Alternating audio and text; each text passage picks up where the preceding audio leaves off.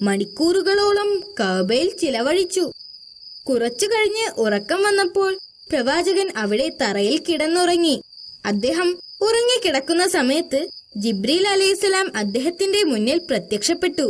ജിബ്രീൽ അലൈഹിസ്സലാം ഉറങ്ങിക്കിടക്കുന്ന പ്രവാചകനെ കൈകളിൽ ഉയർത്തി കഅബയുടെ പുറത്തേക്ക് വന്നു. കഅബയുടെ പുറത്ത് മനോഹരമായ ഒരു വെളുത്ത മൃഗം നിൽക്കുന്നുണ്ടായിരുന്നു.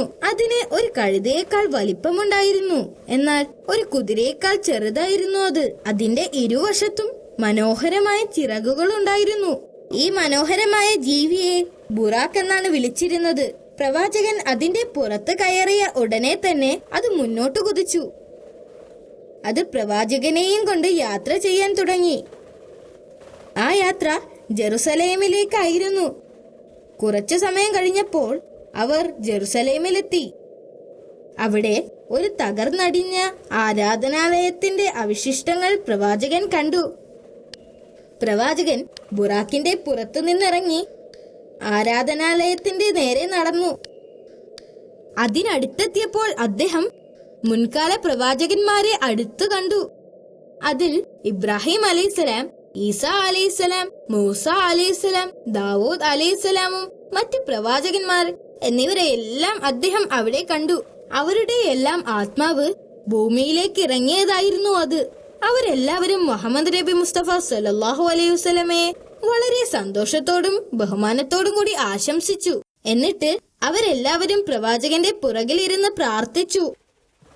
പ്രാർത്ഥനയ്ക്ക് ശേഷം വീണ്ടും ബുറാക്കിന്റെ പുറത്ത് കയറാൻ ജിബ്രീൽ അലൈഹിസ്സലാം പ്രവാചകനോട് ആവശ്യപ്പെട്ടു. അങ്ങനെ ബുറാക്ക് ആ ആരാധനാലയത്തിൽ നിന്നും പ്രവാചകനെയും കൊണ്ട് യാത്ര തുടർന്നു. അത് നേരെ ആകാശത്തിലേക്ക് ഉയർന്നു. അത് വിശിഷ്ടമായ ഒരു യാത്രയായിരുന്നു. പതുക്കെ പതുക്കെ ഈ ലോകത്തിന്റെ രൂപം മറഞ്ഞുകൊണ്ടിരുന്നു. സ്വർഗത്തിന്റെ വ്യത്യസ്ത നിലകളുടെ ഓരോ കവാടവും പ്രവാചകൻ കടന്നുപോയി. ബുറാക്ക് ചിറകുകൾ വിടർത്തിയ ഒരു പക്ഷിയെ പോലെ പ്രവാചകനെയും കൊണ്ട് പറന്നു. സ്വർഗത്തിന്റെ 7 നിലകളിൽ ഓരോന്നോരോന്നായി കടന്നുപോയി. സ്വർഗത്തിൽ വെച്ച് മുഹമ്മദ് നബി മുസ്തഫ സല്ലല്ലാഹു അലൈഹി വസല്ലമ വീണ്ടും പഴയ പ്രവാചകരെ കണ്ടു. പ്രവാചകനെ കണ്ടപ്പോൾ അവർ ഓരോരുത്തരും അദ്ദേഹത്തെ ആശീർവദിച്ചു. അങ്ങനെ സ്വർഗത്തിന്റെ ഏറ്റവും ഉന്നതിയിലെത്തിയപ്പോൾ അദ്ദേഹം മരത്തിന്റെ ആകൃതിയിലുള്ള ഒരു മഴവിൽ വർണ്ണങ്ങൾ കണ്ടു. ഇതിനെയാണ് സിദ്റത്തുൽ മുൻതഹ എന്നറിയപ്പെടുന്നത്. അല്ലാഹുവിനല്ലാതെ ഒരാൾക്കും അതിനപ്പുറത്തേക്കുള്ള കാര്യങ്ങൾ അറിയുന്നതല്ല. പ്രവാചകൻ അവിടെ ഇരുന്നു. പതുക്കെ പ്രവാചകൻ അല്ലാഹുവിന്റെ സാമീപ്യവും കഴിവും സിദ്റത്തുൽ മുൻതഹയിൽ നിന്നും താഴേക്ക് ഇറങ്ങുന്നത് അനുഭവിക്കാൻ തുടങ്ങി. പെട്ടെന്ന് മുകളിൽ നിന്നും ഒരു പ്രകാശം പരന്നു. പ്രവാചകൻ അമ്പരന്നു. പിന്നീട് അതിൽ നിന്നും ഒരു ശബ്ദം കേട്ടു.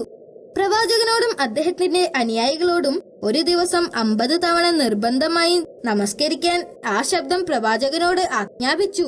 പ്രവാചകൻ അത് സമ്മതിക്കുകയും ജിബ്രീൽ അലൈഹിസ്സലാമുമായി തിരിച്ചു പോരുകയും ചെയ്തു. ഓരോ നിലകളിലായുള്ള സ്വർഗം ഇറങ്ങി താഴേക്ക് വന്നുകൊണ്ടിരുന്നു. അദ്ദേഹം ഓരോന്നായി താഴേക്ക് ഇറങ്ങിക്കൊണ്ടിരിക്കുമ്പോൾ അവിടെ നിന്നിരുന്ന മൂസ നബി അലൈഹിസ്സലാമിനെ പ്രവാചകൻ കണ്ടപ്പോൾ അള്ളാഹുവിന്റെ കൽപ്പന പ്രവാചകൻ അദ്ദേഹത്തെ അറിയിച്ചു. ഇത് കേട്ടപ്പോൾ മൂസ നബി അലൈഹിസ്സലാം പ്രവാചകനോട് തിരിച്ചു പോകുവാനും നിസ്കാരങ്ങളുടെ എണ്ണം കുറച്ചു തരുവാനും ആവശ്യപ്പെടാൻ പറഞ്ഞു. പ്രവാചകൻ അത് അംഗീകരിക്കുകയും തിരിച്ച് സിദ്റത്തുൽ മുൻതഹയിലേക്ക് പോവുകയും ചെയ്തു.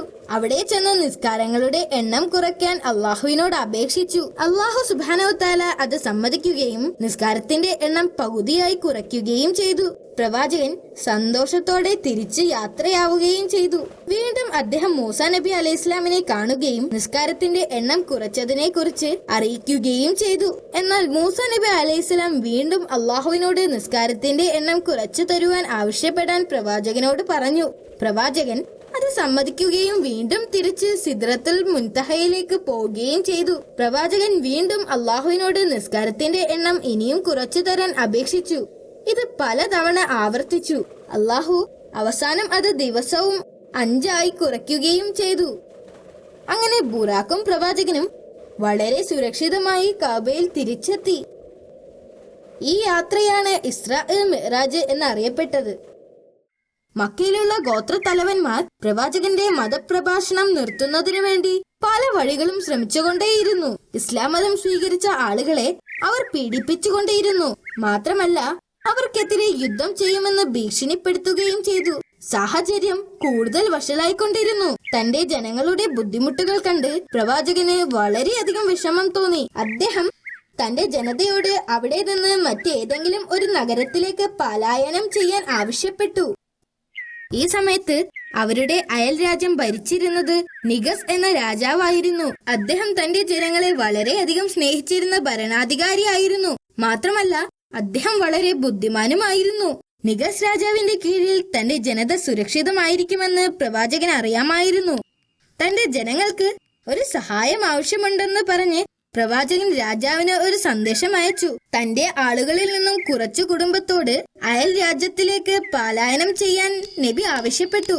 ആളുകൾ സമ്മതിക്കുകയും കുറച്ചു കുടുംബങ്ങൾ രാത്രിയായപ്പോൾ ശത്രുക്കൾ കാണാതെ അബീസിനിയയിലേക്ക് യാത്ര പുറപ്പെട്ടു. അഭയാർത്ഥികൾ രാജാവിന്റെ അനുവാദത്തിനായി കൊട്ടാരത്തിലേക്ക് പോയി. രാജാവ് അവരെ സ്വാഗതം ചെയ്യുകയും അവർക്ക് സംരക്ഷണം വാഗ്ദാനം ചെയ്യുകയും ചെയ്തു. അവരെ പിന്തുടർന്ന് വീണ്ടും ആളുകളെത്തി. പിന്നെയും ആളുകൾ അങ്ങോട്ട് വന്നുകൊണ്ടേയിരുന്നു. അങ്ങനെ 100ഓളം കുടുംബങ്ങൾ അങ്ങോട്ട് കുടിയേറി പാർത്തു. ഈ സമയം പ്രവാചകന് ധാരാളം അനുയായികൾ ഉണ്ടായിരുന്നു. അതിൽ ഏറ്റവും പ്രധാനപ്പെട്ട കാര്യം ഇസ്ലാമിന്റെ ഏറ്റവും വലിയ ശത്രുവായിരുന്ന ഉമർ ഇബ്നുൽ ഖത്താബ് റളിയല്ലാഹു അൻഹു ഇസ്ലാം മതം സ്വീകരിച്ചതായിരുന്നു. ആദ്യകാലങ്ങളിൽ അദ്ദേഹം ഇസ്ലാമിനെ വെറുക്കുകയും ഇസ്ലാമിനെ കുറിച്ച് കൂടുതൽ മനസ്സിലായപ്പോൾ അദ്ദേഹം ഇസ്ലാം മതം സ്വീകരിക്കുകയും ചെയ്തു. ഇതറിഞ്ഞ ഖുറൈശികൾക്ക് വലിയ ദേഷ്യം വരികയും അവർ പ്രവാചകനെ കൊല്ലാൻ തീരുമാനിക്കുകയും ചെയ്തു. ഒരു രാത്രി അവർ പ്രവാചകനെ കൊല്ലുന്നതിനു വേണ്ടി കുറച്ച് ആളുകളെ പ്രവാചകന്റെ വീട്ടിലേക്ക് അയച്ചു. പ്രവാചകന് അവരുടെ പദ്ധതികൾ നേരത്തെ അറിയാൻ കഴിഞ്ഞിരുന്നു. അതുകൊണ്ട് പ്രവാചകൻ മക്കയിൽ നിന്ന് പോകാൻ തീരുമാനിച്ചു. പ്രവാചകൻ വീടിന് പുറത്തിറങ്ങുന്നതും നോക്കി ശത്രുക്കൾ നബിയുടെ വീടിന്റെ പുറത്ത് കാത്തുനിന്നു. പ്രവാചകൻ തന്റെ പലായനത്തെ കുറിച്ച് അലി റളിയല്ലാഹു അൻഹുവിനെ അറിയിച്ചു.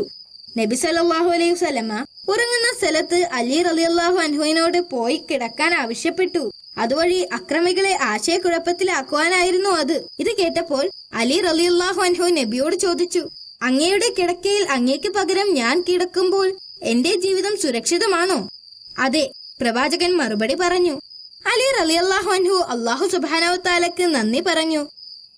അദ്ദേഹം ഒരു പ്രയാസവും കൂടാതെ പ്രവാചകന്റെ കിടക്കയിൽ കിടക്കുകയും പ്രവാചകന്റെ പുതപ്പെടുത്ത് പുതയ്ക്കുകയും ചെയ്തു.